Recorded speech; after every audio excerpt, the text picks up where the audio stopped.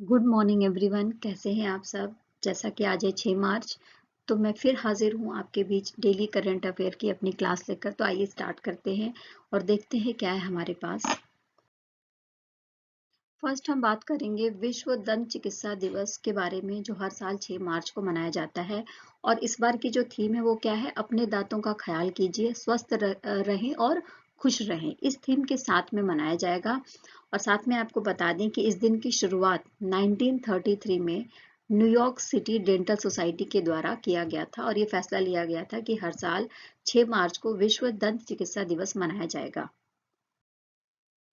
अब हम बात करेंगे भारत के बारे में। तो भारत में 2016 से पहले हर साल 6 मार्च को दंत चिकित्सा दिवस मनाया जाता था, लेकिन 2016 में ही यह डिसाइड किया गया कि 24 दिसंबर को भारत का राष्ट्रीय दंत चिकित्सा दिवस मनाया जाएगा।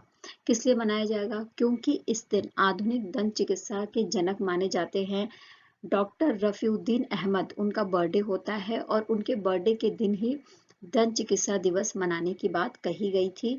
और रफीउद्दीन अहमद पद्म भूषण से सम्मानित थे। और साथ में ही आपको बता दें कि 1920 में भारत का जो पहला डेंटल कॉलेज है उसकी स्थापना भी इन्हीं के द्वारा कलकत्ता में करी गई थी। और इनका जो जन्म था वो 24 दिसंबर को हुआ था। तो इनके जन्म के उपलक्ष्य में ही, इनको रिगार्ड करने के लिए, इनके काम के लिए भारत में हर साल 24 दिसंबर को राष्ट्रीय डेंटिस्ट दिवस मनाने की बात कही गई थी। नेक्स्ट हम बात करेंगे श्रम सम्मेलन के बारे में। हमें पता है कि G20 का सम्मेलन भारत में हो रहा है। अलग अलग टॉपिक पर, अलग अलग स्टेट में, अलग अलग जगहों पर ऑर्गेनाइज किया जा रहा है।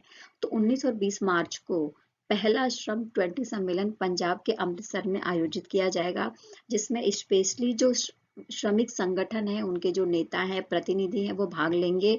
और स्पेशली जो श्रम से संबंधित समस्याएं हैं, पॉलिसीज हैं, उन पर बात करी जाएगी। अगर हम भारतीय मजदूर संघ के बारे में बात करते हैं तो भारतीय मजदूर संघ भारत की तरफ से G20 की अध्यक्षता के तहत शामिल होगा। और साथ में ही ये जो डेलीगेट्स आए हुए हैं, ये अमृतसर की समृद्ध सांस्कृतिक विरासत को भी देखेंगे और विभिन्न जो पर्यटन स्थल हैं पंजाब और अमृतसर से रिलेटेड, वहां पर भी ये जाएंगे। कर्नाटका के द्वारा इतिहास रच दिया गया है और 54 साल बाद मेघालय को हराकर कर्नाटका ने संतोष ट्रॉफी जीत ली है।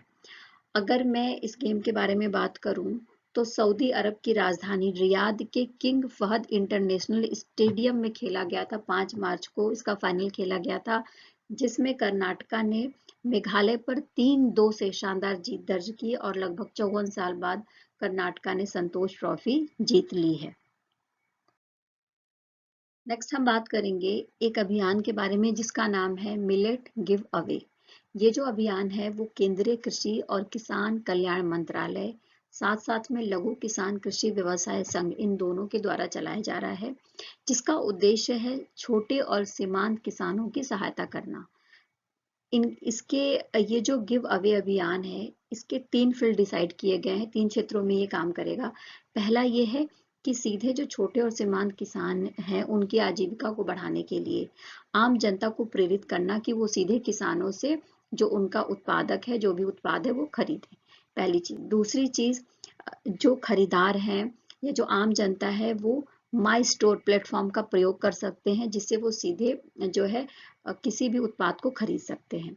साथ में ही मोटे अनाज के लिए हैशटैग IYM 2023 और साथ में ही हैशटैग श्री अन्न, जो ये जो प्लेटफॉर्म है इसको भी अपनाने की बात करी जाएगी इस संघ के द्वारा, जिससे कि आम जनता आसानी से और आराम से उन कृषकों के, छोटे और सीमांत कृषकों से सीधे उनके उत्पाद को खरीद सके। नेक्स्ट हम बात करेंगे यूपी गवर्नमेंट के बारे में, जिन्होंने इलेक्ट्रिक वाहन निर्माण और गतिशीलता पॉलिसी बनाई थी इस नाम से 2022 में, और जिसके अनुसार उन्होंने ये बोला था कि 14 अक्टूबर 2023 से 13 अक्टूबर 2025 तक उत्तर प्रदेश में बेचे गए और पंजीकृत इलेक्ट्रिक वाहनों पर 100% की छूट दी जाएगी। यानी अगर कोई व्यक्ति इलेक्ट्रिक वाहन खरीदता है, रजिस्ट्रेशन कराता है, तो राज्य उसके लिए छूट देगी। और स्पेशली वो वाहन जो उत्तर प्रदेश में ही निर्मित हुए हैं, तो उस पर जो सब्सिडी का जो टाइम दिया गया है, उस पर उसको 3 साल से बढ़ाकर 5 साल कर दिया गया है ना। और साथ में आपको बताते हैं कि जो इलेक्ट्रिक वाहन है वो ऑटोमोबाइल होंगे जो बैटरी, अल्ट्रा कैपेसिटर या ईंधन सेल द्वारा संचालित होंगे। इसमें 2 पहिया भी होगा, 3 पहिया भी होगा, चौपहिया भी होगा। और साथ में स्ट्रॉन्ग हाइब्रिड इलेक्ट्रिक व्हीकल होंगे, plug in hybrid electrical vehicle होंगे, बैटरी इलेक्ट्रिकल व्हीकल होंगे और फ्यूल सेल इलेक्ट्रिकल व्हीकल होंगे। इलेक्ट्रिक वाहनों के बारे में बात करें तो ये आंशिक या पूर्ण रूप से जो इलेक्ट्रिसिटी है उससे संचालित होते हैं। पर्यावरण के अनुकूल होंगे क्योंकि कार्बन जो है इससे नहीं निकलेगा। साथ में ही पेट्रोल और डीजल का इस्तेमाल इसमें नहीं होगा, तो पर्यावरण के लिए अनुकूल होते हैं, ग्लोबल वार्मिंग को कम करने में और प्राकृतिक संसाधनों को बचाने में हेल्पफुल होते हैं, इसलिए इनकी महत्वपूर्ण भूमिका है। और भारत सरकार भी इलेक्ट्रिकल वाहन है उस पर फोकस कर रही है, उनको बढ़ाने पर काम कर रही है। मध्य प्रदेश के द्वारा लाडली बहना योजना शुरू करा गया है, 5 मार्च को स्टार्ट किया गया है, जिसमें वो महिला जिसकी उम्र 23 से 60 साल है और मध्य प्रदेश की मूल निवासी है, उसका जो बैंक खाता है उसमें गवर्नमेंट के द्वारा हर माह 1,000 रुपए दिए जाएंगे। तो इस तरह से देखा जाए तो एक साल में 12,000 रुपए गवर्नमेंट के द्वारा दिया जाएगा लाडली बहना योजना के तहत।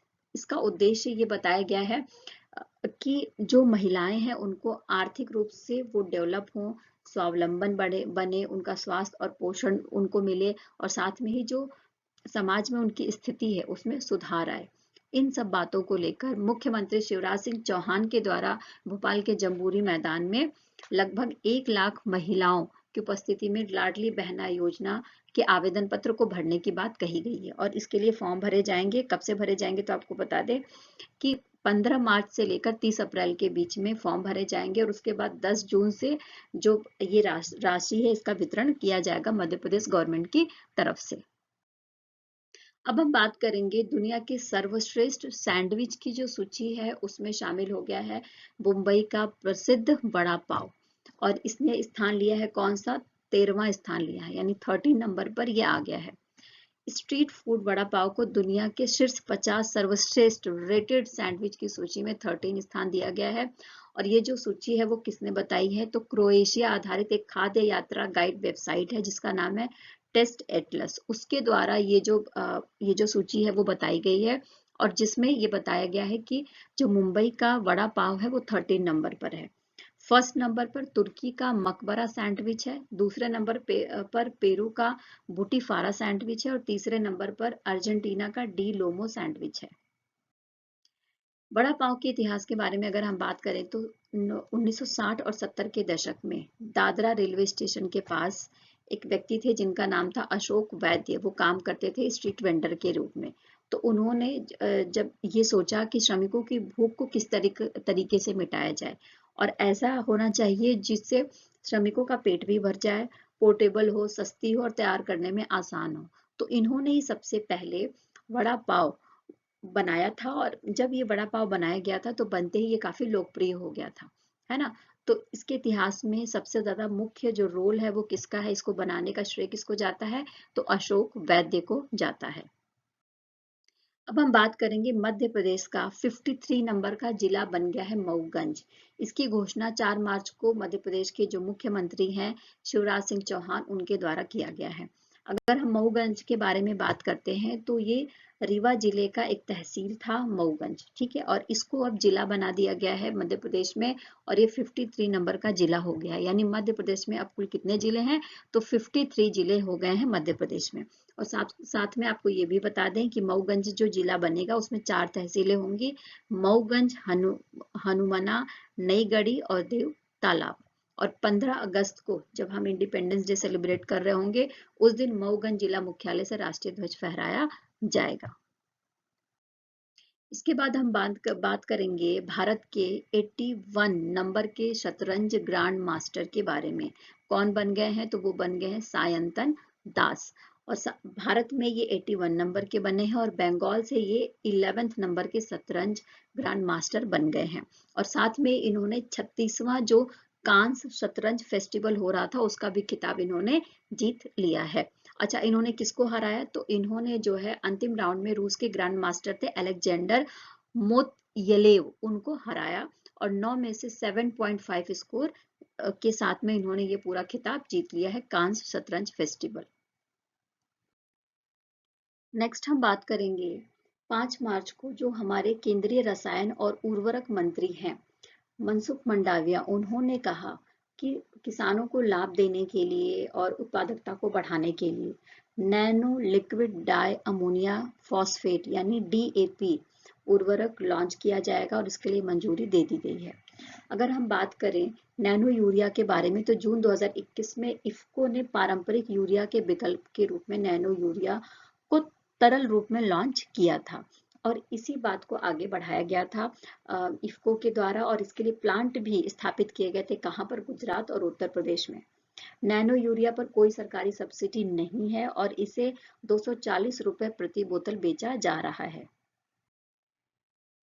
अगर हम लिक्विड नैनो यूरिया के बारे में बात करें तो जो 500 मिलीलीटर की बोतल है उसमें आपको 40,000 मिलीग्राम आपको नाइट्रोजन मिल जाएगा और साथ में ही इसका जो मकसद है वो क्या है? पैकेज्ड यूरिया पर किसानों की निर्भरता को कम करना है। उपज में 8% की वृद्धि आएगी जब हम लिक्विड नैनो यूरिया का इस्तेमाल करेंगे और साथ में ही इसकी जो प्रभावशीलता है वो 80% अधिक होगी।